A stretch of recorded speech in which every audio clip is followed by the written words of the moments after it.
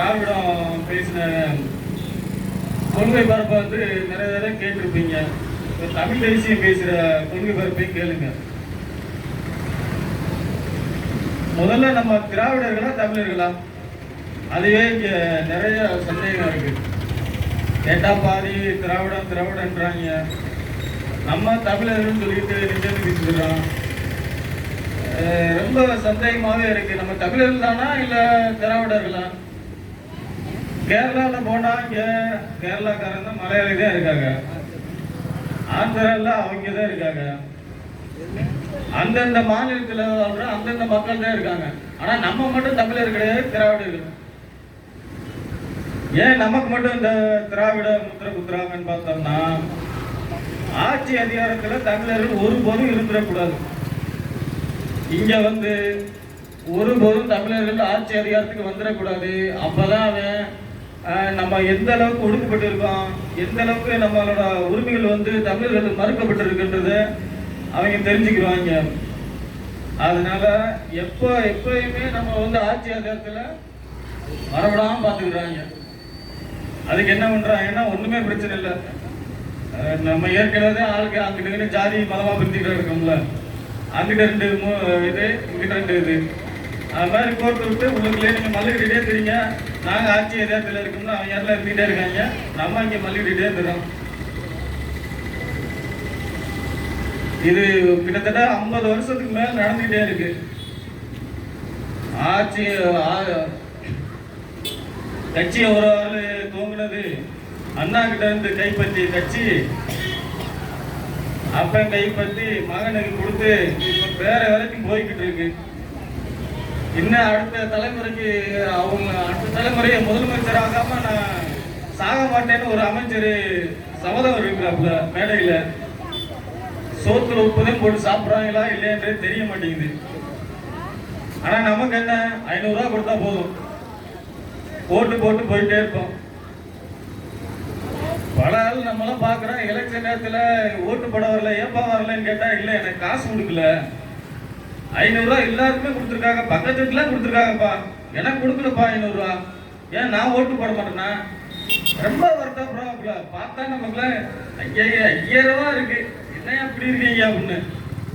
500 ரூபா உங்களால் சம்பாதிக்க முடியாதா? 500 ரூபா சம்பாதிக்க முடியாம இருக்கீங்க. அந்த அளவுக்கு தான் போயிட்டீங்க உடம்புல வலு இல்லாம. 500 ரூபா கொடுக்குறான்னு சும்மா கொடுப்பானா? அவன் சொத்தை விட்டு கொடுப்பானா? சரி, இந்த எலெக்ஷனுக்கு 500 ரூபா கொடுத்துட்டான் சொத்தை விட்டு, அடுத்த எலெக்ஷனுக்கு சொத்து எப்படி வரும்? எங்க இருந்து கொள்ள அடிக்கிறான்? 5 லட்ச ரூபா பில்லு, ஒரு 100 அடி ரோடு போறதுக்கு 5 லட்ச ரூபா பில்லை போட்டு, அதுல ரோடு என்னன்னா 1 லட்ச ரூபாய்க்கு போடுறாங்க, 4 லட்ச ரூபா கமிஷன். அந்த 4 லட்ச ரூபா கமிஷன்ல தான் உனக்கு 500 ரூபா கொடுக்குறான். கிட்டத்தட்ட 1% கூட கிடையாது. அந்த அளவுக்கு கொள்ளடிக்கிறேன். அந்த சரி, அந்த 5 லட்ச ரூபா எங்க இருந்து வருது? உங்ககிட்ட போடுற பால் வரி, வீட்டு வரி, வாகனங்களுக்கு போடுறது, ஒரு சொத்து வந்து உன் மகனுக்கு மாத்த போனதுனால அங்கேயும் காசு கட்டணும் கவர்மெண்ட்டுக்கு. உன் சொத்து நீ உழைச்சு சம்பாரிச்சு ரத்தம் செஞ்சு வேர்வை செஞ்சு சம்பாரிச்ச சொத்தை உன் மகனுக்கு எழுதி கொடுக்கணும்னா அரசாங்கத்துக்கு வரி கட்டணும். அந்த வரியில் அடிக்கிற ஆட்டை தான் அந்த 5 லட்ச ரூபா அமௌண்ட். இப்படி கொள்ளடிச்சுட்டே போறாளுங்க. 5 லட்ச ரூபா கொள்ளடிச்சுட்டா நமக்கு 500 ரூபா கொடுக்குதுங்க. நீ பாடு உங்க ஊர்ல ரோடு போடுறாங்க, அது சரியா இருக்கான்னு பாருங்க. சொல்லவே மாட்டாங்க, இத்தனை அடி ரோடு போடணும், இத்தனை இன்ச்சு போடணும், இந்த 1.5 போடணும், இந்த அளவுக்கு 1.5 போடணும், இந்த அளவுக்கு 3/4 போடணும், இந்த அளவுக்கு திக்னஸா தார் போடணும். எதுவுமே நமக்கு தெரியாது. சொல்லவும் மாட்டாங்க, பண்ணவும் மாட்டாங்க. அடிச்சு கொள்ளடிச்சு போயிட்டே இருக்காங்க. நம்மளும் உழைச்சி வேறு சிந்தி காசை கொடுத்து கரியாலைக்கிட்ட ஒரு 500 ரூபா எலெக்ஷன் டயத்தில் 500 ரூபா வாங்கிட்டு ஓட்ட போட்டு பேசாமல் வந்துடுறோம். இது நம்மளோட பிடிச்சிருமா? நம்மளோட முடியாது. நம்ம தலைமுறை, நம்ம பிள்ளையும் அதே மாதிரி தான் கொள்ளிருப்பாங்க. அடுத்த நம்ம பிள்ளையோட நம்ம பேரனையும் அதே மாதிரி தான் கொள்ளிருப்பாங்க. நம்ம வந்து உழைச்சு கொடுத்துக்கிட்டே இருக்கோம். இந்த திராவிட பண்டிகை வந்து கொடுத்துக்கிட்டே இருக்குங்க. அதோட உடம்பு குறைய மாட்டேங்குது. வருஷம் வருஷம் ஆயிரக்கணக்கில் சொத்து ஏறிக்கிட்டே இருக்கு. எப்படி சொல்றது? நம்மளாம் எவ்வளவு பேரும் சிந்தி உழைக்கிறோமே, நம்மளால ஒரு நீங்க பார்த்தீங்கன்னா 1 கோடி சம்பாதிக்க முடியுமா? நம்ம சாக தொட்டிக்கும் யோசிச்சு பாருங்க. எவ்வளவு வேலை வச்சாலும் 1 கோடி சம்பாதிக்க முடியுமா? நீங்க அமைச்சர்களை பாருங்க, 1000 கோடி ஊழல் பண்ணியிருக்காராம், 5000 கோடி ஊழல் பண்ணியிருக்காராம், 100 கோடி கைப்பற்றுறாங்களா வீட்டுல ரொக்கமா. என்னையா ரொக்கமா எப்படியா 100 கோடி வச்சிருந்தீங்கன்ற மாதிரியா இருக்கு. நம்ம எப்படி உழைச்சிக்கிட்டு தெருக்கோடியில இருந்துகிட்டு இருக்கான். பாமர மக்கள் யோசிச்சுக்கோங்க. நீங்க இதே போய்கிட்டே இருந்தா நம்ம உழைச்சு சாக வேண்டியதே அவங்க கொடுத்துக்கிட்டே இருப்பாங்க. அப்புறம் இந்த திராவிடத்தோட முதுகெலும்பு சொல்ற பெரியார் பத்தி பேசியாகணும். பெரியார பத்தி பேசுறோம்னா பெரியார பத்தி பேசிட்டாங்க, சமூக நீதி காவலரு, பெண்ணுரிமைக்காரரு அப்படி இப்படின்னாங்க. என்னடா ஓபன் பண்ணி பார்த்தா எல்லாம் உள்ள இங்க நாரி போய் கிடக்கு. பெண்ணுரிமைன்னு சொல்றாங்க, தனிமொழிக்கு துணைமொழி சொல்ல கொடுக்கல. பெண்ணுரிமைனா பெண்ணுக்கு சம உரிமைனா முதலி ஸ்டாலினுக்கு முன்னாடி ஆட்சியில் இது தானே கனிமொழி தானே, அவங்க தானே துணை முதலமைச்சர் கொடுத்துருக்கணும். ஏன் கொடுக்கல? கொடுக்க மாட்டாங்க. சரி, சமூக நீதி, சமூக நீதியில பேசுவான். எல்லாமே சமூக நீதியா இருக்கா? எல்லாத்துக்கும் சமமா இருக்கா? ஓசில ஒரு எம்எல்ஏ சொன்னா கூட ஓசி பஸ்ல போறாங்க. ஓசி ஒரு பஸ் நம்ம வரியில வாங்கின பஸ், அப்புறம் சொத்தா வீட்டுக்கு பஸ் வாங்கிட்டான். இதெல்லாம் கேட்க மாட்டீங்க. ஏன் உங்களுக்கு கோவம் வர மாட்டேங்குது? நம்மளாம் எல்லாம் உப்பு போட்டு தானே சாப்பிடுறோம். வரணும்ல, ஏன் வரல? ஓசி பஸ் போறேன்னு சொல்லி ஒரு ஆறு கேட்கிறாப்புல. அவருக்கு என்னென்ன கொடுக்குறது தெரியுமா? ஓசியில நம்ம அவருக்கு ஒரு வாகனம் கொடுத்துருக்கோம். அந்த வாகனத்துக்கு பெட்ரோல் நம்ம ஓசியா கொடுத்துருக்கோம். அவருக்கு கரண்ட் பில்லு நம்ம தான் கட்டுறோம். வீடு கொடுத்துருக்கோம். போன் பில்லுக்கு காசு கொடுக்குறோம். சம்பளம் கொடுக்குறோம் 1 லட்சம் ரூபாய்க்கு மேல மாசம் மாசம். அவர் சொல்றாப்ப நம்மள ஓசின்னு கண்ணாடி பார்த்து சொல்ல வேண்டிய விஷயம் நம்மள சொல்லிட்டு இருக்காப்ல. நீங்க ஓசி பஸ்ல போறீங்க அப்படின்னு போக வர மாட்டீங்க. உங்களுக்கு திரும்ப 500 ரூபாய் வாங்கிட்டு ஓட்டு போடுறீங்க. என்ன இன்னொரு மேடையில நீங்க எஸ்சி தானே, ஒரு அம்மா பார்த்து நீங்க எஸ்சி தானே, எஸ்சி தானே. இதே சமூக நீதி, உங்க பாக்குற சமூக நீதி. டிஎம்கேக்கு ஓட்டு போட்டு இந்த சமுதாயம் ரொம்ப கெட்டு குடிச்சவரா போய் கிடக்கு. சமூக நீதி பாக்குறாங்களா? சமூக நீதி என்ன? சமூக நீதி பாக்குறாங்க.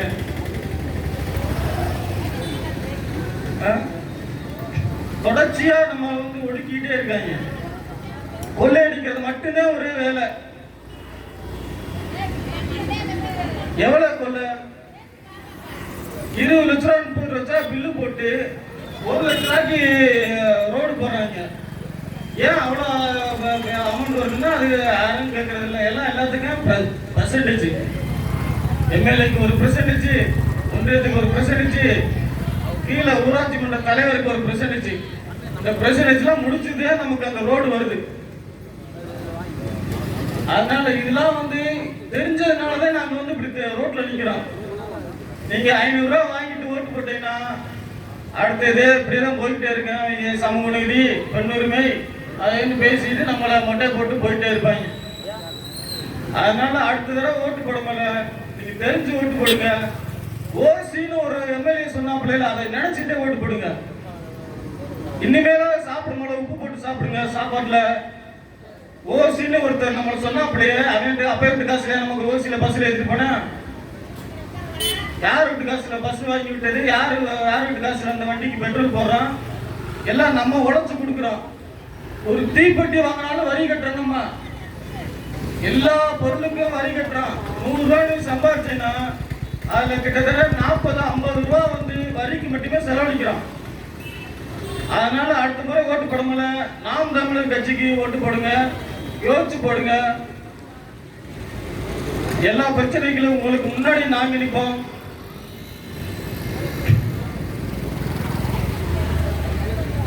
நாம் தமிழர். சிறப்பாக உரையாற்றிய வன்னிக்குடி மோகன் அவர்களுக்கு நன்றி. அடுத்தபடியாக கிழக்கு ஒன்றியம் ஆர்மி பிரபாகரன் அவர்களை அழைக்கின்றோம்.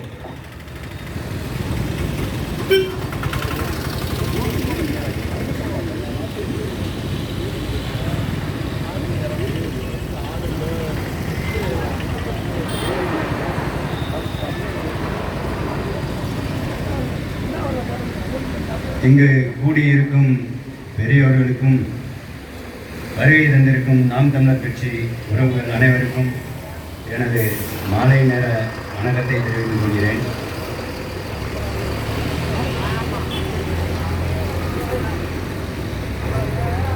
இங்கு இன்று கொள்கை விளக்க பெருமுனை கூட்டம் நாம் தமிழர் கட்சி சார்பாக நடைபெற்றுக் கொண்டிருக்கிறது. நாம் தமிழர் கட்சியோட கொள்கையை சொல்லணும்னா சொல்லிக்கிட்டே போகலாம். ஆனா இங்க 50 ஆண்டு காலமா ஆட்சி நடத்தின அவங்களோட கொள்கை ஏதாவது ஒண்ணு இருக்கா அப்படின்னு கேட்டா அதை விரல் விட்டு கூட எண்ண முடியாது.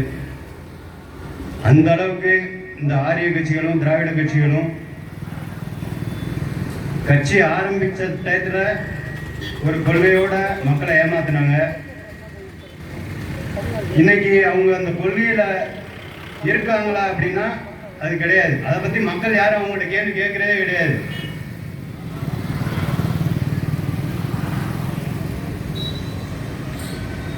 கடந்த 50-60 ஆண்டு காலமா இந்த திராவிட கட்சிகள் நம்ம தமிழ்நாட்டில் மாறி மாறி ஆட்சி அமைச்சுக்கிட்டு வந்துட்டு இருக்காங்க.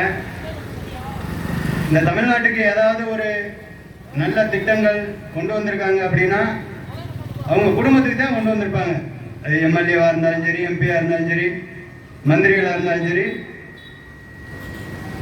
அவங்க எலெக்ஷன்ல ஜெயிச்சிட்டாங்கன்னா பல கோடிக்கு அதிபதியா இருப்பாங்க. ஆனா இந்த தொகுதிக்கு ஏதாவது செஞ்சிருக்காங்க, ஏதாவது நன்மை செஞ்சிருக்காங்க அப்படின்னா எதுவும் கிடையாது.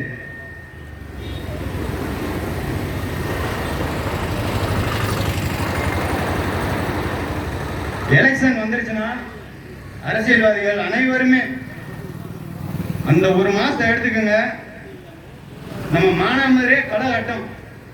ஒரு கிராமம் கரைவேட்டியை கட்டிக்கிட்டு 500-1000 சொல்லிட்டு கொடுக்கறதுல அவ்வளோ மும்முரமா அவங்க ஓட்டை கைப்பற்றுறதுக்கு அவ்வளோ இன்ட்ரெஸ்டா வேலை செஞ்சுக்கிட்டு இருப்பாங்க. இந்த எலெக்ஷன் முடிஞ்சு நாங்க ஜெயிச்சிட்டோம் அப்படின்னா அதுல இருந்து ஒரு அரசியல்வாதி நம்ம தெருப்பக்கமாவது வருவாங்களா அப்படின்னு பார்த்தா யாருமே வரமாட்டாங்க. நமக்கு ஏதாவது ஒரு வேலை ஆகணும்னா நம்ம அவங்களை தேடி போக வேண்டியது. போய் ஐயா எனக்கு இந்த வேலையை முடிச்சு கொடுங்க அப்படின்னா போப்போ நாளைக்கு வா பார்க்கலாம், நாளை கழிச்சு வா பார்க்கலாம் அப்படின்னு நம்மளை ஓட விட்டுக்கிட்டு தான் இருப்பாங்க. நாம் தமிழர் கட்சியோட கொள்கை என்னன்னா, அடிப்படையா பேசிக்கா பார்த்தோம்னா குடிக்க சுத்தமான தண்ணி, சுவாசிக்க காற்று, இலவசமான மருத்துவம், இது மூணும் மனுஷனுக்கு முக்கியமான ஒண்ணு. அத நாங்க நாம் தமிழர் கட்சி ஆட்சிக்கு வந்தோம்னா இலவசமா மருத்துவம் தருவோம் அப்படின்னு எங்க கொள்கையில முதல் கொள்கையா அதை வச்சிருக்கோம். இன்னைக்கு நம்ம முடியாம போயிட்டோம்னா ஆஸ்பத்திரி போறோம், கவர்மெண்ட் ஆஸ்பத்திரி ஜிஹெச் தேடி போறோம். ஏதாவது ஒரு அரசியல்வாதி ஜிஹெச்ல போய் அட்மிட் ஆகி நாங்க இலவச மருத்துவத்தை எடுத்துக்கிட்டு எங்க உடம்ப சரி செஞ்சுக்கிறோம் அப்படின்னு சொல்லி இதை எழுதி ஏதாவது ஒரு அரசியல்வாதி போய் அட்மிட் ஆன கதை இருக்கா? அந்த காலத்துல கக்கன் அவர் போய் மருத்துவமனையில் அட்மிட் ஆயிருக்காரு. எனக்கு தெரிஞ்ச அதுதான் நான் கேள்விப்பட்டது. எதுக்கு எடுத்தாலும் காவேரிக்கு போறோம், அப்போலோவுக்கு போறோம், அங்கே போறோம், இங்கே போறோம், லட்சக்கணக்கில் பணம் கொட்டுறோம். நீங்க லட்சக்கணக்கில் வச்சிருக்கீங்கயா, நீங்க போய் கொட்டுவீங்க. பாமர மக்கள் என்ன பண்ணுவாங்க? ஏன் அதே மருத்துவத்தை இங்க அரசு மருத்துவமனையில ஏன் கொடுக்க முடியாது? சிங்கப்பூர்ல கொடுக்குறாங்கல்ல இலவச மருத்துவம், ஏன் அதை ஏன் நீங்க கொடுக்க முடியாது? உங்களுக்கு கொள்ளையடிக்கிறதுக்கே டைம் கரெக்டா இருக்கு. மக்கள் பணத்தை சுரண்டி நம்ம 3 தலைமுறை 4 தலைமுறை இல்லை, ஆண்டாண்டு காலம் எத்தனை பேரம் பேத்தி வந்தாலும் நம்ம பிச்சை மட்டும் எடுத்துடக்கூடாது. ஆனால் தமிழ்நாட்டு மக்கள் ஏமாந்தவங்க, அவங்க பிச்சை எடுத்தாலும் பரவாயில்ல, நம்ம கொள்ளையடிச்சு சொத்து சேர்த்து வைப்போம் அப்படின்ற ஒரு எண்ணத்துல தான் எல்லா அரசியல்வாதிகளுமே பண்ணிக்கிட்டு இருக்காங்க.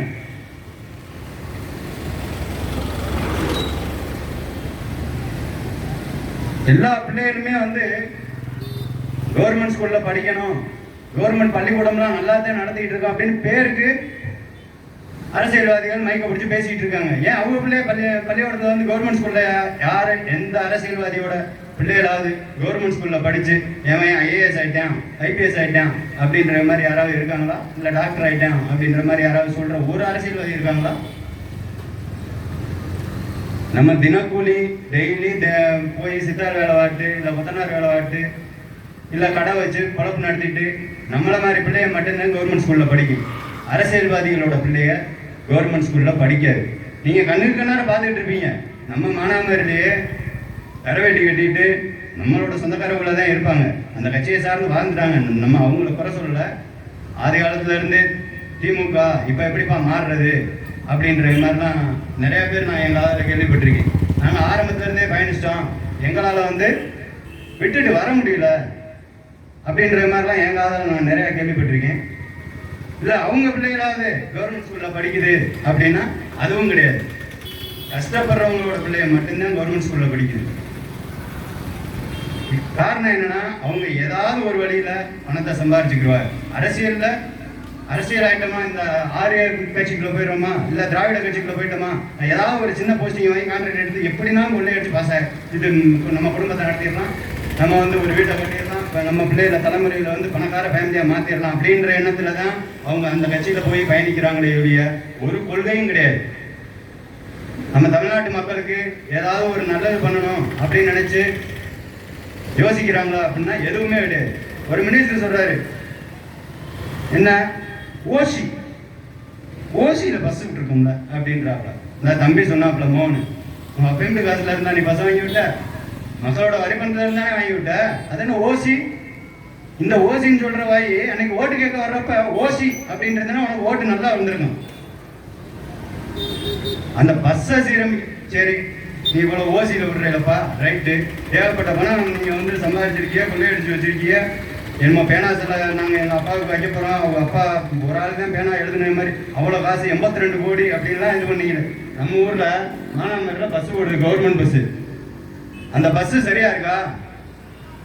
மக்கள் என்னைக்காவது யோசிச்சு பார்த்துருக்கீங்க? ஏப்பா நானும் சின்ன வயசுல இருந்து இப்போ எனக்கு வயசு 50 ஆகி போச்சு, 50 வருஷமா நானும் பார்த்துட்டு இருக்கேன், இதே பஸ் தான் ஓடிக்கிட்டு இருக்கு அப்படின்னு சொல்லிட்டு ஏதாவது கவர்மெண்ட் புது பஸ் வாங்கி விடலாமே அப்படின்னு சொல்லிட்டு என்னைக்காவது ஒரு நாள் யோசிச்சு பார்த்துருக்கீங்களா? இல்லை நம்ம ஊருக்கு புது பஸ் வந்திருக்கா? அதே டேரக்டப்பா மாதிரி மேலே மழை பெஞ்சுன்னு வச்சுக்கோங்களேன், என்னமோ கூரை வீட்டில் இருந்த மாதிரி ஒழிக்கிட்டே இருக்கும்.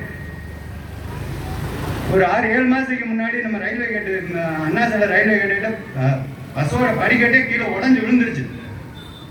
இந்த நிலைமையெல்லாம் கவர்மெண்ட் வந்து நடத்திட்டு இருக்காங்க. இதை மக்கள் யாரும் தட்டி கேட்கற கிடையாது. தட்டி எப்படி கேட்பாங்க? நம்ம தொகுதிக்கு ஒரு எம்எல்ஏ இருக்கவரு ஜெயிச்சு ஓட்டு கேட்கறதுக்கு வர்றாரு, ஓட்டு வாங்கிட்டு போயிடுறாரு. அவர் மறுபடியும் வீட்டுக்கு நம்ம வீடு வழியா வந்தா தானே நம்ம கேட்க முடியும். ஏங்க நீங்க இந்த மாதிரி சொன்னீங்களே, நாங்க உங்களுக்கு ஓட்டு போட்டோம், எங்களுக்கு இவ்வளவு குறைகள் இருக்கு, இதெல்லாம் நிவர்த்தி பண்ணி வைங்க அப்படின்னு சொல்லிட்டு எம்எல்ஏ நம்ம ஊரை போட்டு வந்தா தான் சொல்ல முடியும். நம்ம வீதியை போட்டு கூட வர்றது கிடையாது. ஜெயிச்சதுக்கு அப்புறம் இனோவா கார் அடிச்சு அவங்க வாட்டில் போயிடுறாங்க. யாராவது அரசியல்வாதிகள் போய் கல்யாணத்துக்கு பத்திரிக்கை வச்சோம்னு வச்சுக்கோங்களேன், அந்த கல்யாண கூட்டத்துக்கு வர்றாங்க, ஒரு கும்பிட போடுறாங்க, போயிடுறாங்க. நம்மளும் அவங்கள பார்த்து வந்து கல்யாணத்துக்கு வந்திருக்காங்க. அதெல்லாம் கல்யாணத்துக்கு வந்திருக்காங்கயா, உன் தெருவுக்கு என்ன செஞ்சிருக்காங்க, உன் ஊருக்கு என்ன செஞ்சிருக்காங்க, உன் வீதி இருக்கு, வீதியில ஒரு சைக்கிள் ஓட்டிட்டு போக முடியாது, அந்த அளவுக்கு கேவலமா இருக்கு. தரமான ரோடு வசதி கிடையாது. நீங்க இங்கிட்டலாம் போய் பார்த்தீங்கன்னு வச்சுக்கோங்களேன், நம்ம மணக்குளம் இந்த வேதேந்த சைட்லாம் போய் பார்த்தீங்கன்னா ரோடு அவ்வளோ கேவலமா இருக்கு. அந்த ஊரை போட்டு அந்த ஊருக்காரவங்களும் ஓட்டு போட்டுருப்பாங்கல்ல. கிராமத்தை பத்தி யோசிக்கிறதே கிடையாது அரசியல்வாதிகள். கிராமத்து பக்கம் போய் தலையை காமிச்சா தானே தெரியும். இப்ப ஒரு 10-15 நாளைக்கு முன்னாடி சிஎம் வந்தாப்ல சிவாங்க. சிவகங்கை வரையில ரோடு எனக்கு நல்லா தெரியும். நான் சிவகங்கை சிவகங்கை போயிட்டு வந்தோம்னா ரோடு குண்டு மூலியமா இருக்குன்னு நல்லா தெரியும். சிஎம் வர்றாரு அப்படின்றதுக்காக அந்த ரோட்டை கிளியர் பண்ணிட்டாங்க. அதுல ஒரு மதுரை பைபாஸ்ல ஒரு ஸ்பீட் பிரேக்கர் வேற வச்சிருந்தாங்க. இப்ப போய் பார்த்தா அந்த ஸ்பீட் பிரேக்கரே கிடையாது. ஏன்னா சிஎம் அந்த வழியா போறாராம், ஸ்பீட் பிரேக்கர்ல ஏறி போச்சுன்னா குலுங்க ஆரம்பிச்சிடும், அவருக்கு உடம்புல பெயின் வந்துடும் அப்படின்றதுக்காக அந்த ஸ்பீட் பிரேக்கரே தூக்கிட்டாங்க. அவருக்கு அவ்வளவு சொகுசு இருக்குது. ஆனா நம்ம ஊர்ல நம்ம தான் வாழ்ந்துகிட்டு இருக்கோம். நம்ம வாழ்ந்துட்டு இருக்க பகுதியில ஒரு ரோடு உருப்படியா கிடையாது. அதை யாரும் ஓட்டு கேட்டு வர்றாங்கன்னா அவங்ககிட்ட 5 வருஷம் கழிச்சு எப்படி நம்மளை தேடி தானே வர்றாங்க. அவங்ககிட்ட என்னைக்காவது நம்ம கேள்வி கேட்டிருக்கோமா? ஏப்பா போன வருஷம் நான் உங்களுக்கு ஓட்டு போட்டோம், போன டைம் நீங்க இவ்வளவு வாக்குறுதி கொடுத்தீங்க, உங்களை நம்பித்தான் நாங்க ஓட்டு போட்டோம், எங்களுக்கு நீங்க என்ன பண்ணி கொடுத்துருக்கீங்க அப்படின்னு சொல்லி என்னைக்காவது ஒரு நாள் கேள்வி கேட்டிருக்குமா? நம்ம அந்த கேள்வியை கேட்டிருந்தோம்னா மறுநாள் உள்ளே வர மாட்டேன். நம்ம அந்த கேள்வியை இதை எடுத்து கேட்டது கிடையாது. நமக்கு 2 கட்சியை விட்டா தமிழ்நாட்டில் வேற எந்த கட்சியுமே கிடையாது. ஒன்னு ஏடிஎம்கே இல்லாட்டினா டிஎம்கே. இப்பதாப்பா எனக்கு வயசு 40 ஆச்சு. எனக்கு விவரம் தெரிஞ்சு போன 10 ஆண்டு ஜெயலலிதா ஆட்சி பண்ணாங்க ஏடிஎம்கே. இப்போ போட்டிக்கு மறுபடியும் டிஎம்கேக்கு 10 ஆண்டு வந்துடும் போல. ஏன்னா கூட்டணி வலுவா வச்சுட்டு இருக்காங்க. இந்த கட்சி தான் உடஞ்சு வச்சு அவங்க அந்த தினாவட்டில் இருந்துகிட்டு இருக்காங்க. நம்மளை அசைச்சு கூட பார்க்க முடியாது. நம்ம கூட்டணி கட்சிகளே போதும், ஜெயிச்சிடலாம் ஈஸியா அப்படின்னு ஒன்று நான் தெரிவிச்சுக்கிறேன். நீங்க வெறும் கூட்டணி கட்சியை மட்டும் வச்சு நாங்கள் ஜெயிச்சிடலாம் அப்படின்னு சொல்லிட்டு பகல் கனவு வேண்டிட்டு இருக்கீங்க. மக்கள் முட்டாள் கிடையாது. மக்கள் அவன் ஒருத்தன் கொதிச்சு போயிட்டுறான், வெளியில சொல்ல முடியாம.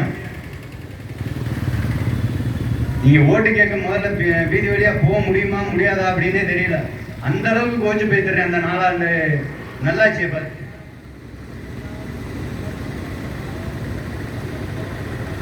ஆக மக்களாகிய நீங்கள் வருகின்ற சட்டமன்ற தேர்தலிலாவது நாம் தமிழர் கட்சி தொடர்ந்து 15 வருடமா பொதுமக்களுக்காகவே குரல் கொடுத்துக்கிட்டு இருக்கு. அந்த கட்சி நல்ல கட்சி. உங்கள் வீட்டு பிள்ளைகள் நாங்க நிக்கிறோம் உங்க கூட. ஏன்னா 10 பேர் இருக்காங்க அப்படின்னு நினைக்காதீங்க. அன்னைக்கும் சின்ன பிள்ளைகளா இருந்துதான் உங்க முன்னாடி பேசிக்கிட்டு இருந்தோம். இன்னைக்கும் சின்ன பிள்ளைகளா இருந்துதான் உங்க முன்னாடி பேசிக்கிட்டு இருக்கோம்.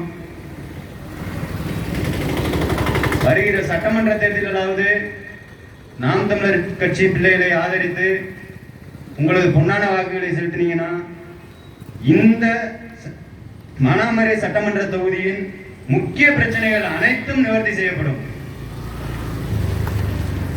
நாங்க கொள்ளையடிக்கிறக்காக வந்தது கிடையாது. கரவேஷ்டி கட்டி நல்லா மடமடன்னு வெளியில பந்தாவா சுத்தணுன்றதுக்காக வரல. தமிழ்நாட்டை எப்படினாலும் மாத்தணும், இந்த ஆரிய திராவிட கட்சியத்துல இருந்து காப்பாற்றணும், தமிழர்களை தன்மானத்தோடு வாழ வைக்கணும் அப்படின்ற ஒரே காரணத்துக்காக தான் நாம் தமிழர் கட்சி உங்களுக்காக பாடுபட்டுக்கிட்டு இருக்கு. அதை மனசுல வச்சு வருகின்ற சட்டமன்ற தேர்தலில் நாம் தமிழர் கட்சி பிள்ளைகளாக எங்களுக்கு உங்களது பொன்னான வாக்குகளை செலுத்துமாறு அன்போடு கேட்டுக்கொண்டு விடைபெறுகிறேன். நன்றி, வணக்கம். நாம் தமிழர். ஆர்மியில் களமாடி நாம் தமிழர் கட்சியில் களமாடி கொண்டிருக்கிற அண்ணனுக்கு மிக்க நன்றி. அடுத்தபடியாக ஐயா கண்ணாதரு முருகேசன் அவர்களை அழைக்கின்றோம்.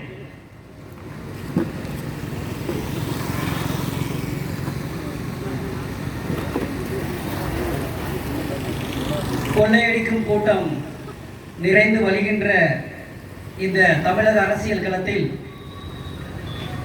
கொள்கை விளக்க கூட்டம் என்று இன்று நாம் தமிழர் கட்சி நடத்துகிறது. இந்திய அரசியல் வரலாற்றில் கட்சி தொடங்கிய நாள் முதல் இன்று வரை ஏறக்குறைய 15 ஆண்டுகள் கொண்ட கொள்கையிலே உறுதியாக நின்று மக்களிடம் சென்று தன் கொள்கையை சொல்லி வாக்குகளை சேகரித்து வாக்குக்கு ₹1 பணம் கொடுக்காமல் 36 லட்சம் வாக்குகளை பெற்று தேர்தல் ஆணையத்தால் அங்கீகரிக்கப்பட்ட ஒரு கட்சி இந்திய நிலப்பரப்பில் அது நாம் தமிழர் கட்சி மட்டும்தான். கொள்கையை பற்றி பேசுவதற்கான தகுதியும் திறமையும் உள்ள ஒரு கட்சி அது நாம் தமிழர் கட்சி. இங்கே புதுசாக கட்சி தொடங்கும் போது கொள்கை, கோட்பாடு, கருத்தியல் என்று இனிப்பான வார்த்தைகளை பேசி பிறகு தேர்தல் வந்த பிறகு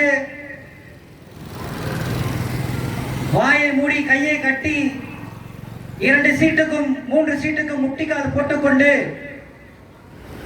தன்னை நம்பி வந்த தொண்டர்களை எல்லாம் கூட்டணி என்ற பெயரிலே அடமானம் வைக்கின்ற அயோக்கிய தலைவர்களை நம்பி நம்பி இந்த நாட்டு மக்கள் 50 ஆண்டுகளுக்கு மேலாக ஏமாந்து கொண்டிருக்கிறார்கள். அதிமுக என்ற ஒரு கட்சி, அந்த கட்சி தொடங்குவதற்கான நோக்கம் மரியாதைக்குரிய எம்ஜிஆர் அவர்கள் திமுகவில் இருக்கும் போது கணக்கு வழக்கு கேட்ட அந்த முரண்பாடு காரணமாக கட்சியிலிருந்து நீக்கப்படுகிறார். பிறகு தானாக ஒரு கட்சியை உருவாக்கி நேர்மையான நிர்வாகம், ஊழலற்ற ஆட்சி என்ற இதுவே எனது முக்கிய கொள்கை, இதுவே எனது லட்சியம் என்று அந்த கட்சியை தொடங்கினார். அன்று முதல் இன்று வரை ஆயிரக்கணக்கான ஊழல் குற்றச்சாட்டுகள். பிறகு எங்கே இருக்கிறது? அம்மையார் ஜெயலலிதா உள்பட ஊழல் குற்றச்சாட்டு இருக்கிறது. பிறகு எங்கே இருக்கிறது? அங்கே அந்த கட்சியிலே கொள்கை செத்து போய்விட்டது. கொள்கை மாண்புமிகு அம்மா அவர்கள் நான் இருக்கும் வரை எப்போதும் எந்த போதும் எந்த நாளும் பாரதிய ஜனதாவோட கூட்டணி வைக்க மாட்டேன் என்று சொன்னார். ஆனால் அவர் மறைந்த பிறகு இன்றைக்கு அதிமுக கட்சியின் தலைவருடைய எடப்பாடி அவர்கள் அதே பாஜகவுடன் கூட்டணி சேர்ந்து அந்த லட்சியத்தையும் அந்த கொள்கையும் தூக்கி ஓரமாக வைத்து விட்டார். இங்கிட்டு திமுக என்ற ஒரு கட்சி, உலக புகழ் வாய்ந்த ஒரு கட்சி, இவர்களுக்கென்று ஒரு கொள்கை இருக்கிறது. சமூக நீதி, சமத்துவம், ஜாதி ஒழிப்பு, பெண்ணிய உரிமை. முதல்ல நம்ம இப்ப சமத்துவத்தை பேசுவோம். ஏன்னா இப்ப இடையில நடந்தது மதுரையில ஜல்லிக்கட்டு விழா நடக்குது. அதுல உதயநிதி வந்து உட்கார்ந்திருக்காரு. உதயநிதிக்கு பக்கத்துல அமைச்சர் இருக்காங்க, அமைச்சருக்கு பக்கத்துல மாவட்ட ஆட்சியர் உட்கார்ந்திருக்காங்க. உதயநிதியுடைய மகன் அவருடைய நண்பன், அந்த பையனை அவருக்கு அருகாமையில் அமர்த்துவதற்காக மாவட்ட ஆட்சியாளரை கலெக்டர், மதுரை கலெக்டரை அந்த இடத்துல இருந்து எந்திரிக்க வைத்து அந்த பையனை அங்கே உட்கார வைத்தார்கள். இதுதான் உங்களுடைய சமத்துவமா? மரியாதைக்குரிய ராசா அவர்கள் திமுகவில் இருக்கக்கூடிய அமைச்சர் பெருமக்களில் ஒரு அறிவாய்ந்த ஒரு மகன் ராசா ஒரு விழாவில் முதலமைச்சர் ஸ்டாலின் அருகாமையில் அமர்ந்திருக்கிறார். பிறகு கொஞ்ச நேரம் சென்று உதயநிதி வருகிறார். ஸ்டாலினுக்கு அருகே அமர்ந்திருக்கிற ராசா அவர்களை அந்த இடத்துல இருந்து கிளப்பி விட்டு உதயநிதியை அந்த இடத்திலே அமர வைக்கிறார் முதல்வர் அவர்கள். இதுதான் உங்கள் சமத்துவமா? ஒரு மான தமிழன், பச்சை தமிழன் உங்கள் அருகே அமரக்கூட தகுதி இல்லை என்று நினைக்கிறீர்களா? உதயநிதி உங்க பக்கத்துல உட்காரணுமா? ராசாக்கு எந்த தகுதி இல்லையா? சென்னை அண்ணா பல்கலைக்கழகம் ஒரு மாணவிக்கு ஒரு பாலியல் வன்கொடுமை, எவ்வளவு பயங்கரமான ஒரு நிகழ்ச்சி இப்ப நடந்துட்டு இருந்துச்சு. அதுக்கெல்லாம் போராட துப்புள்ளாத திராணியற்ற இந்த கூட்டணி கட்சிகள் சீமான் பெரியாரை பேசிவிட்டார். என்ன பேசிவிட்டார்? பெரியார் பேசினதை சீமான் பேசினார். தற்கூரி முண்டங்களா, புத்தகம் படிக்க நாம் தமிழர் கட்சி ஏன் சொல்லுது? வரலாறுகளை படிக்கணும், இல்லைன்னா படிச்சவன் சொல்றதை கேட்கணும். சீமான் பேசியதற்கு முன்னால் இதே ஐயா கலைஞர் அவர்கள் 40 ஆண்டுகளுக்கு முன்பு பெரியாரை பேசினார். இந்த வரலாறு எத்தனை திமுகவில் உள்ள என்னுடைய உடன் பிறந்தவர்களுக்கு தெரியும்.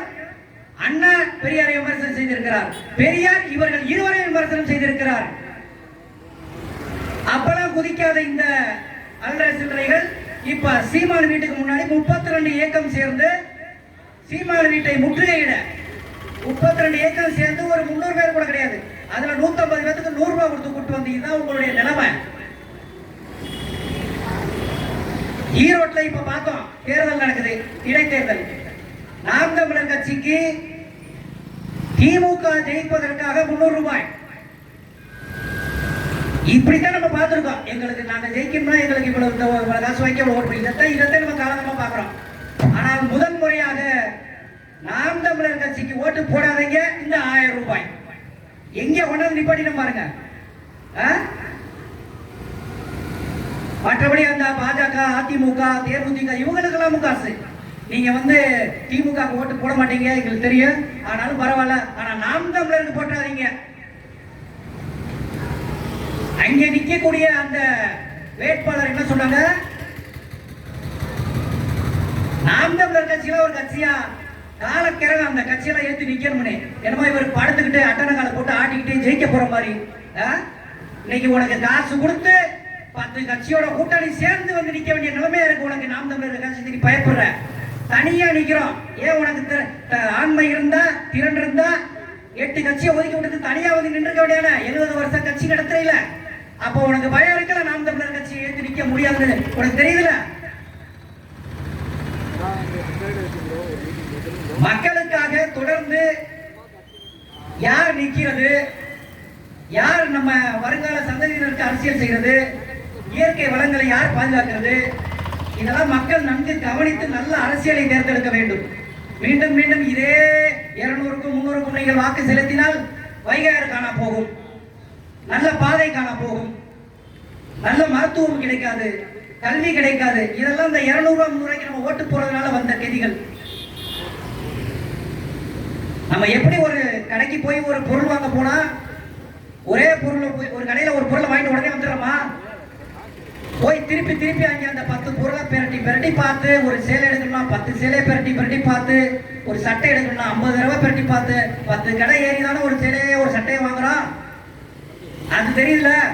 அப்ப அது மாதிரி நமக்கான அரசியலை நல்ல அரசியலாக தேர்ந்தெடுக்க வேண்டும். பார்த்து யார் நமக்காக பேசுறா, என்ன பேசுறா, அதை கவனித்து நீங்கள் நாம் தமிழர் கட்சியை நீங்கள் ஆதரிக்க வேண்டும். நம்ம வீட்டில் பழைய பொருட்கள் இருந்தா எப்படி தூக்கி ஓட்ட உடச இயம்பத்தலைக்கு தூக்கி போடுறோமோ அந்த மாதிரி இந்த பழசு பட்ட திமுக, அதிமுக எல்லாம் போட்டாச்சு போ அப்படின்னு தூக்கி எரிஞ்சிட்டு இனி வருங்காலத்தில் இந்த எளிய பிள்ளைகள், படித்த பிள்ளைகள் எடுக்கின்ற இந்த அரசியலுக்கு நீங்கள் ஆதரவு வருமாறு உங்களை அன்போடு கேட்டுக்கொண்டு விடைபெறுகிறேன். நன்றி, வணக்கம். நாம் தமிழர்.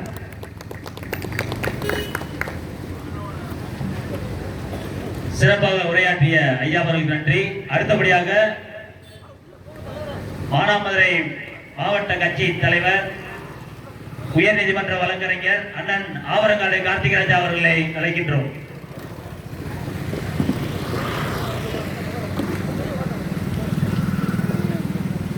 அனைத்து கட்சியின் உறவுகளுக்கும் பொதுமக்களுக்கும் என்னுடைய மாலை வணக்கத்தை தெரிவித்துக் கொள்கிறேன்.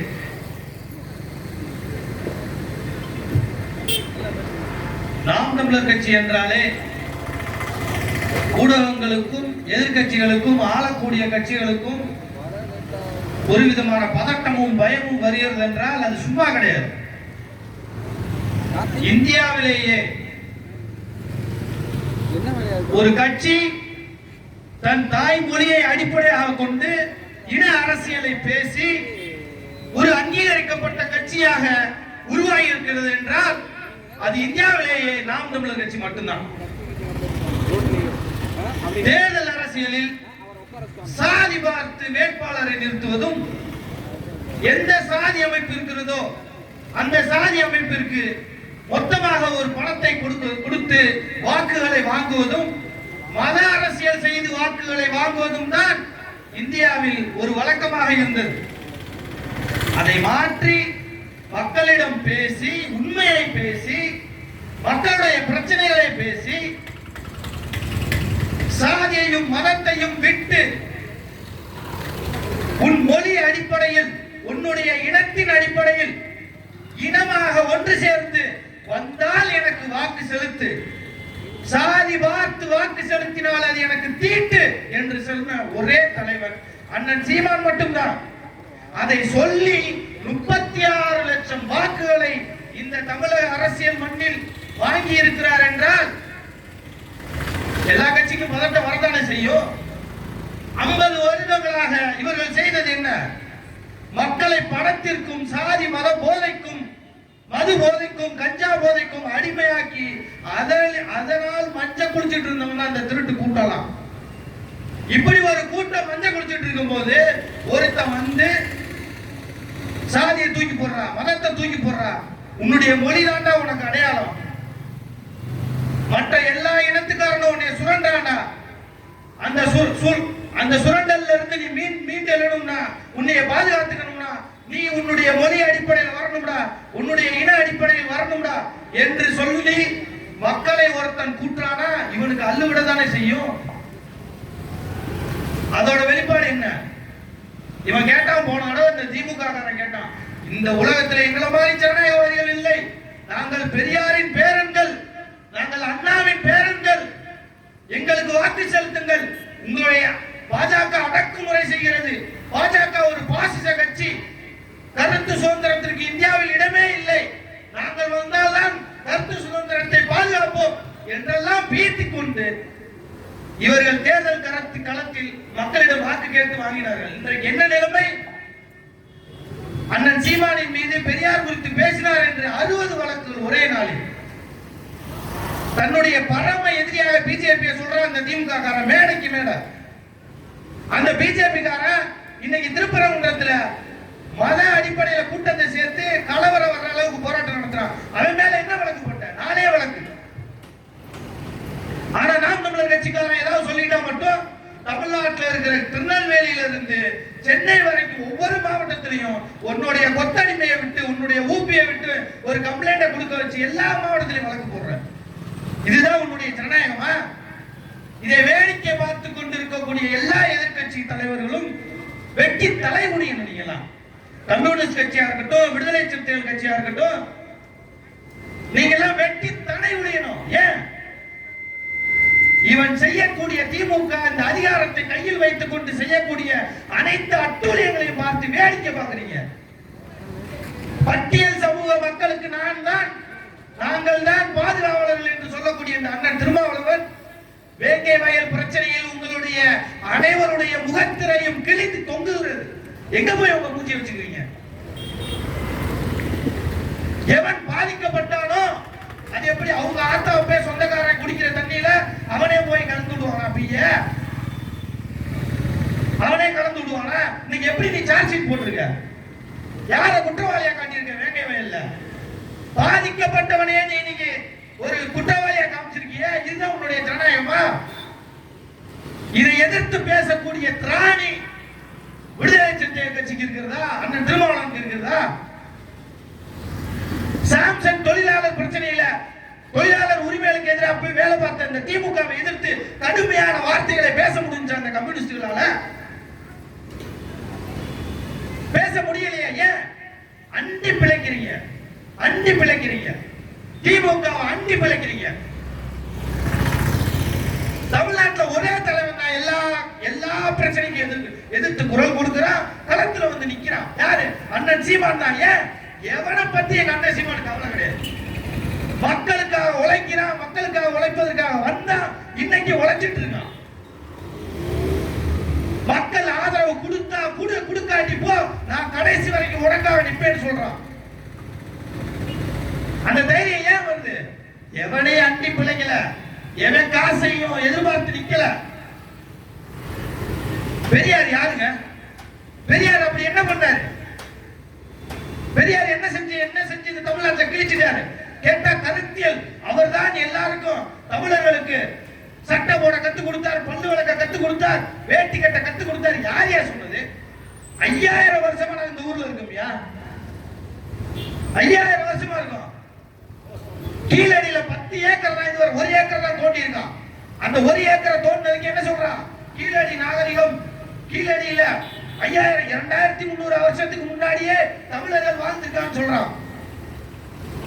கீழடி தொட்டு மானாமதுரை வரை 200 இடங்களை தொல்லியல் துறை குறிச்சு கொடுத்துச்சு. இந்த மானாமதுரை வரை மாரநாடுல இருந்து அப்படியே ஆத்தூரமா 200 இடங்களை தொல்லியல் துறை ஆலோசனை கொடுத்திருக்கு.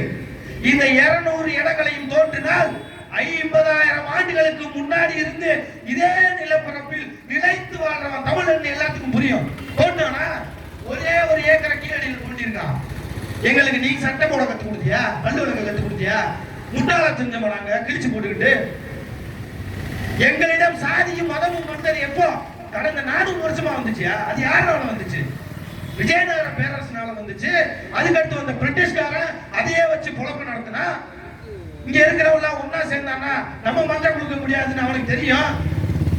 அந்த நூற்றாண்டோட தொடர்ச்சியில நீ வந்த. உண்மையில் பெரியார் என்ன செய்தார்? உண்மையிலேயே பட்டியல் சமூகத்துக்கும் பிற்படுத்த சமூகத்துக்கும் போற நாடா கிடையாது.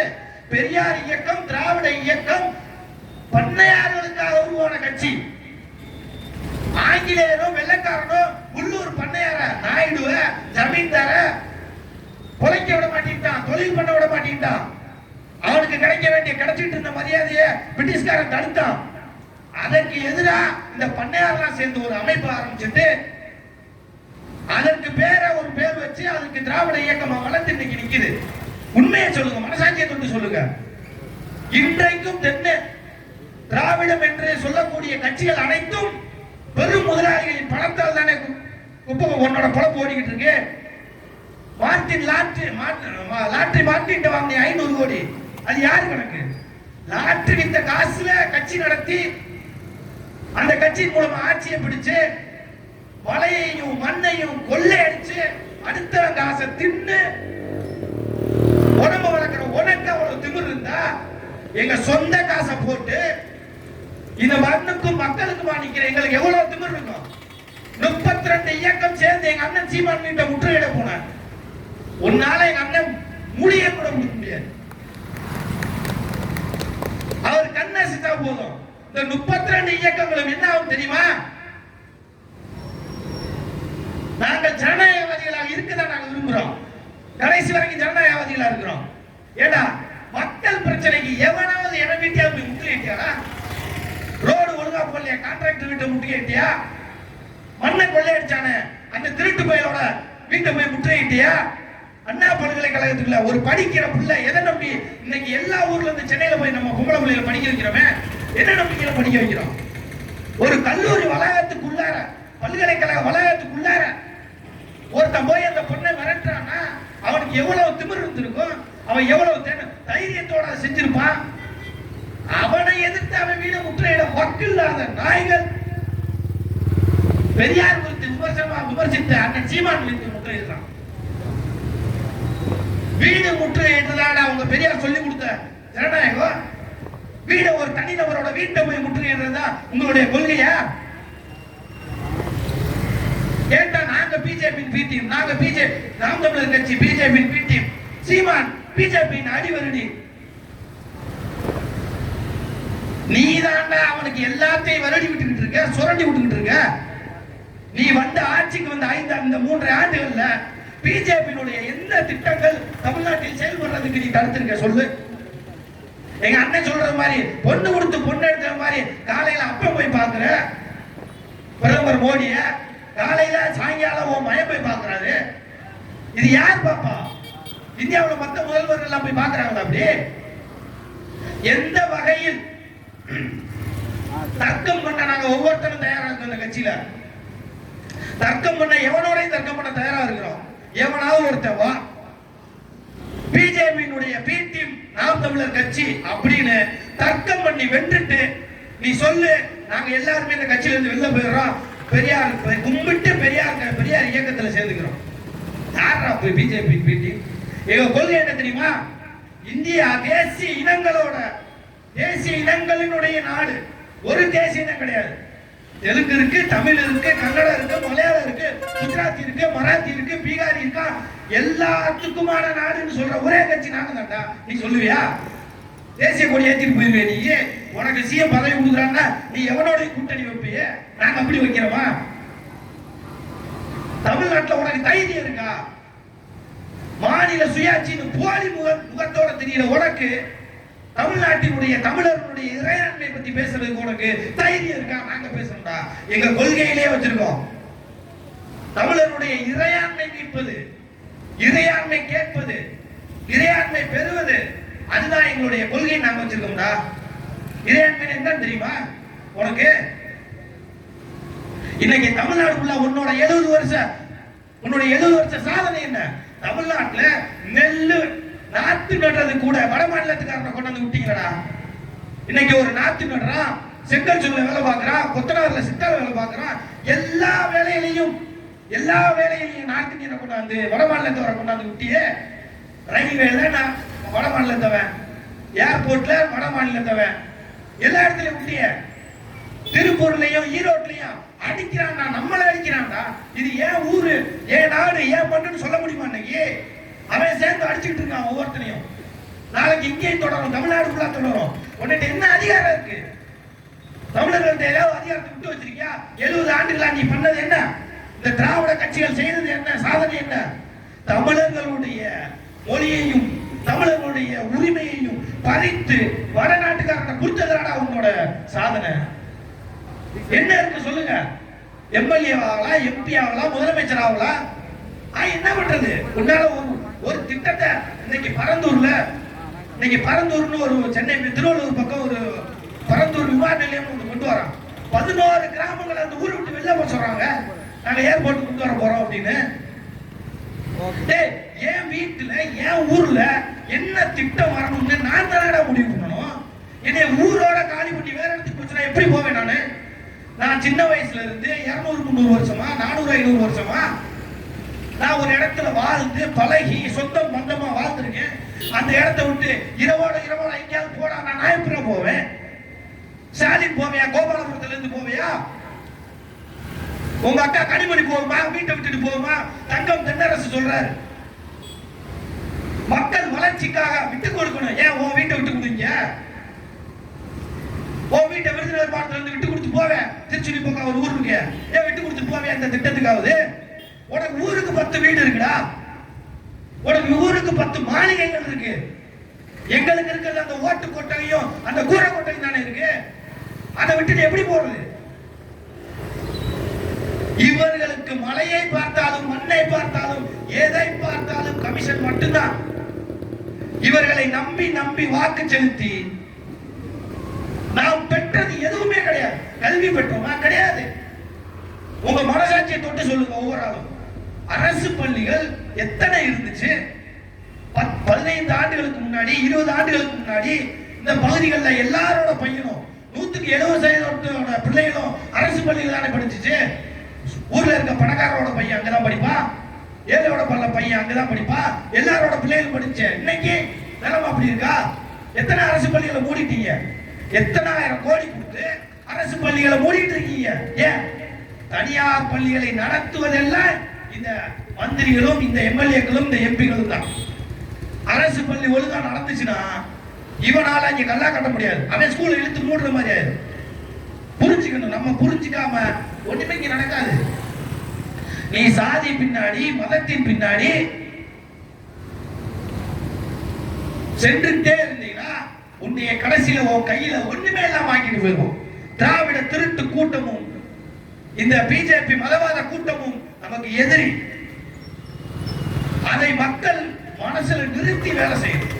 இன்னைக்கு மானாமதுரையில் ஒரு பிரச்சனை, எவன் போராடுவான்? போராடுறதுக்கு ஒரு அமைப்பு இருக்கா? நம்ம சொந்தக்காரங்க தானே இருக்காங்க. திமுகல நம்ம சொந்தக்காரங்க தான் நகராட்சி இருக்காங்க, ஒன்றிய செயலாளர் இருக்காங்க, எல்லாரும் இருக்காங்க. எவனா ஒருத்தர் இங்க இருக்கிற யாரா ஒரு ஆள் வந்து நிப்பாங்களா? ஏதாவது ஒரு திட்டத்துக்கு எதிர்ப்பு தெரிவிச்சு, இல்லங்க இந்த கணக்குள்ள வீடு அடிக்காதீங்க, இல்லங்க எனக்கு இருக்கிற கம்மாய் எடுக்காதீங்க அப்படி யாரா சொல்லுவாங்களா? சொல்ல மாட்டாங்க. எம்எல்ஏ சொல்லிடுவாரு, எம்பி சொல்லிடுவாரு, முதலமைச்சர் போன் பண்ணி சொல்லிடுவாரு, தம்பி அந்த திட்டம் வர்றது மாதிரி பாத்துக்கணும், நம்ம யார் இருக்காங்கன்னு கொஞ்சம் பார்த்து சரி பண்ணி விட்டுருங்கன்னு சொல்லுவாரு. புரிஞ்சுக்கணும், மக்கள் புரிஞ்சுக்கணும். உங்களுக்காக உண்மையாக உழைப்பவர்கள் யார் என்பதை நீங்க தான் தெரிஞ்சுக்கணும். இன்னைக்கு ஊடகங்கள்லாம் கைக்கூலிகளா மாறிட்டாங்க. டிவியை திறந்தா சீமான் அண்ணன் இலங்கைக்கு போனா என்ன, போகாட்டி என்ன, பிரபாகரன் அவர்களை பார்த்தா என்ன, பாக்காட்டி என்ன, அந்த போட்டோ உண்மையா இருந்தா இல்லாட்டி என்ன, உனக்கு என்ன வலிக்குது? கட்சிக்காரங்க எங்களுக்கு தான் வலிக்கணும். சீமான் போய் சொல்லிட்டாரு, சீமான் போய் சொல்லிட்டாரு, போட்டோவை எடிட் பண்ணி வச்சுட்டா அப்படின்னு யாருக்கு கவலை பண்ணும்? கட்சிக்காரங்க நாங்க தான் கவலை பண்ணோம். டிவிக்கு டிவி ஆராய்ச்சி பண்ண ஆரம்பிச்சாங்க. போட்டோவை சீமான் போய் சொல்லிவிட்டா பிரபாகரனை சந்திக்கவே இல்லை.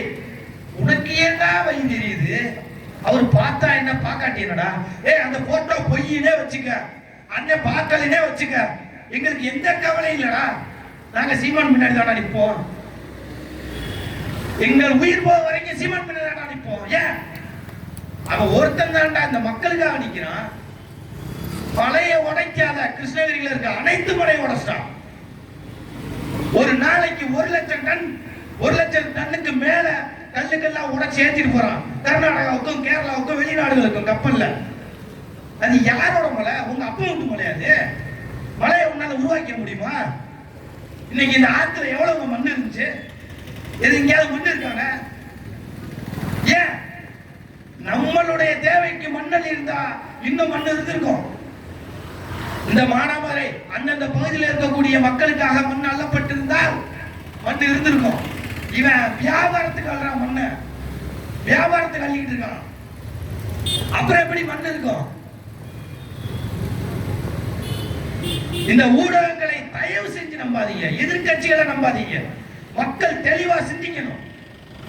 யார் உனக்காக நிக்கிறான், யார் உனக்காக இறுதி வரைக்கும் நிற்பான், சிந்திச்சு அவன் பின்னாடி போங்க. நாளைக்கு இன்னைக்கு பரந்தூர்ல, இன்னைக்கு மதுரையில டங்ஷன் பிரச்சனை வந்து அரிக்காப்பட்டியில மக்கள் ஒன்று கூடி போராட்டம், அந்த திட்டத்தை விட்டுட்டான். பரந்தூர்ல போராடிக்கிட்டு இருக்கான், நிப்பாட்டி வச்சிருக்கான். மானாமதுரையிலயோ இந்த பகுதிகளிலேயோ பிரச்சனை வந்தால் போராடுறதுக்கு யார் இருக்கா? நம்ம வேலையை பார்த்து நம்ம வாட்டுக்கு போக வேண்டியதான். அவன் நம்மளை தூக்கி துப்புரவு நம்ம குப்பை மாதிரி தூக்கி ஏதாவது ஓரத்துல போட்டு, உனக்கு அங்க 2 சென்ட் இடம் கொடுத்துருக்கேன், இங்க 4 சென்ட் இடம் கொடுத்துருக்கேன், அங்க போய் வீட்டை கட்டிங்க அப்படின்னு சொல்லிட்டு போயிடுவான். மக்களே சிந்தியுங்கள். சாதியும் மதத்தின் பின்னாடி நீங்கள் போனீர்கள் என்றால் இறுதியாக நீங்கள் அடிமைப்பட்டு தான் கிடப்பீங்க. உங்களுக்கு மொழி உணர்வும் இன உணர்வும் பெறாவிட்டால் வரலாற்றில் அகதிகளாக ஏதேதோ நாடுகளுக்கு விரட்டப்பட்டு அகதிகளாக செல்ல வேண்டிய சூழல் வரும்.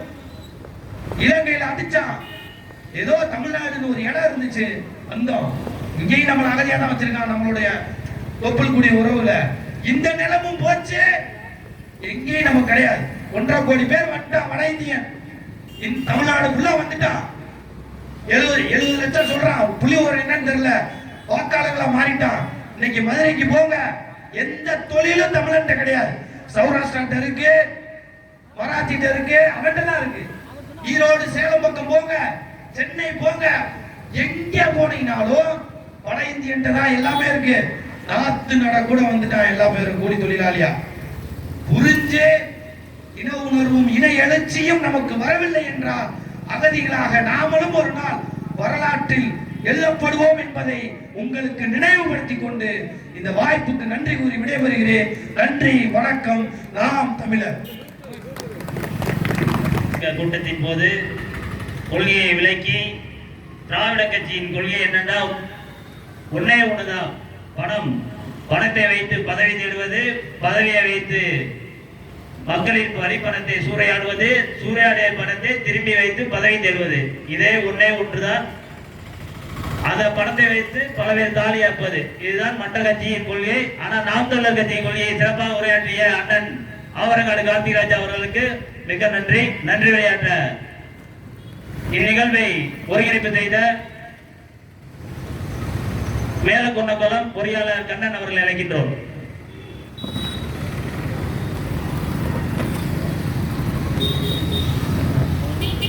வந்திருக்கும் நாம் தமிழர் உறவுகள் அனைவருக்கும் முதற்கண்ணின் வணக்கத்தை தெரிவித்துக் கொள்கிறேன். இந்த நிகழ்ச்சியை ஒருமனதாக வந்திருந்து நடத்தி கொடுத்த அனைத்து அன்பு உள்ளங்களுக்கும், உறுதுணையாக இருந்த காவல்துறை அதிகாரி அவர்களுக்கும் நாம் தமிழர் கட்சியின் சார்பாக நன்றியை தெரிவித்துக் கொள்கிறோம். இத்துடன் இந்த நிகழ்வு முடிவடைகிறது. நன்றி, வணக்கம்.